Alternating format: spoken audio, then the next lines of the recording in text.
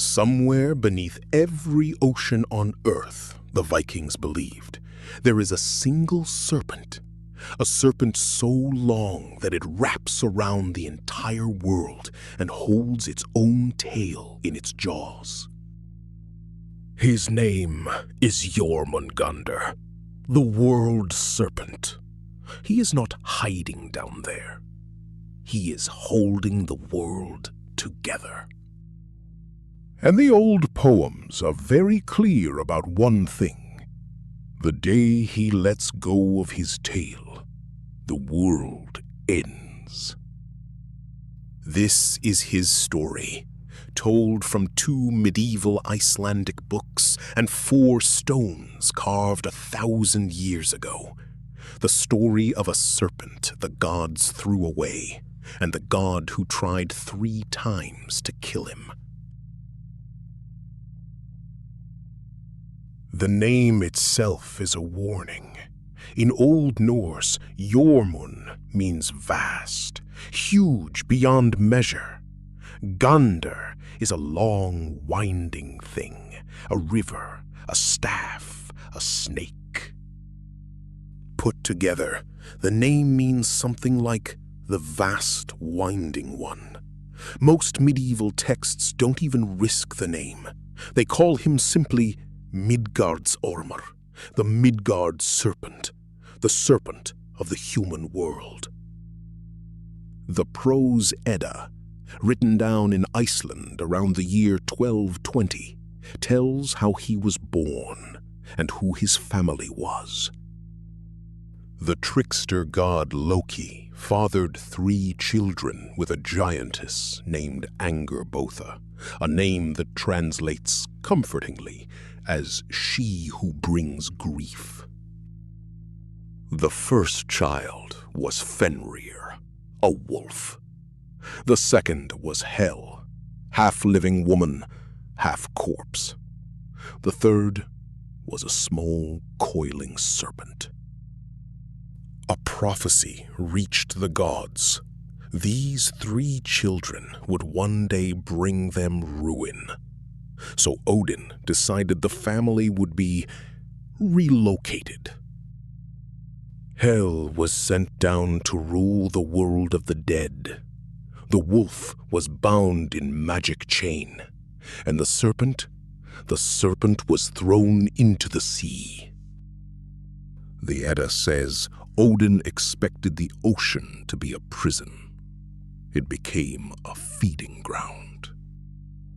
The serpent grew and grew, year after year, coil after coil, until his body stretched around every coastline of the known world, and the only thing left in the whole ocean to bite was his own tail.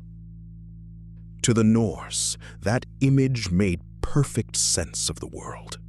The sea surrounds everything.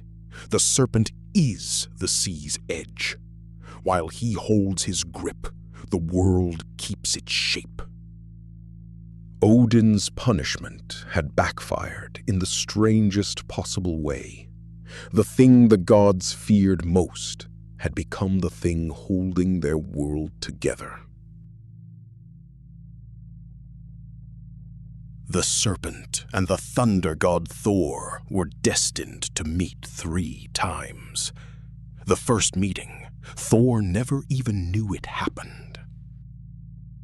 The Edda tells how Thor came to the hall of a giant king called Utgarda Loki, a master of illusion, and was challenged to prove his strength in games. The challenge sounded like an insult. Lift the king's cat off the floor, a large, gray, unbothered cat. Thor gripped it and heaved with the strength that shatters mountains. The cat's back arched higher and higher, and one single paw left the ground.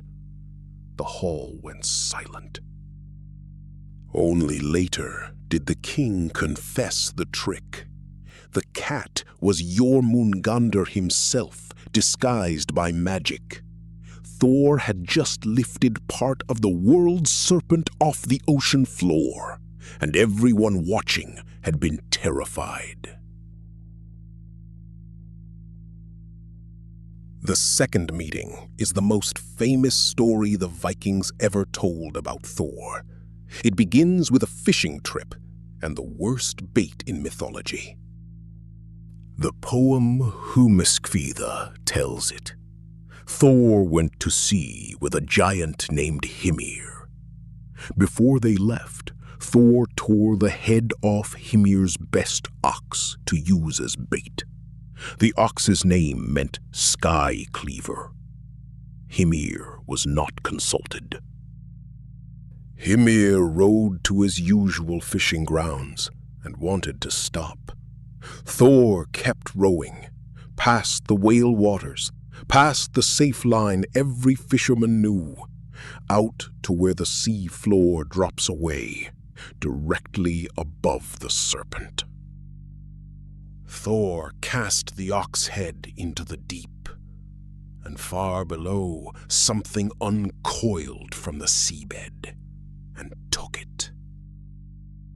The line snapped tight. Thor braced against the boat and began to haul, and up from the deep came the head of the world serpent, venom streaming, until god and monster locked eyes over the side of the boat. The Edda says Thor's feet smashed straight through the hull as he braced against the sea floor itself.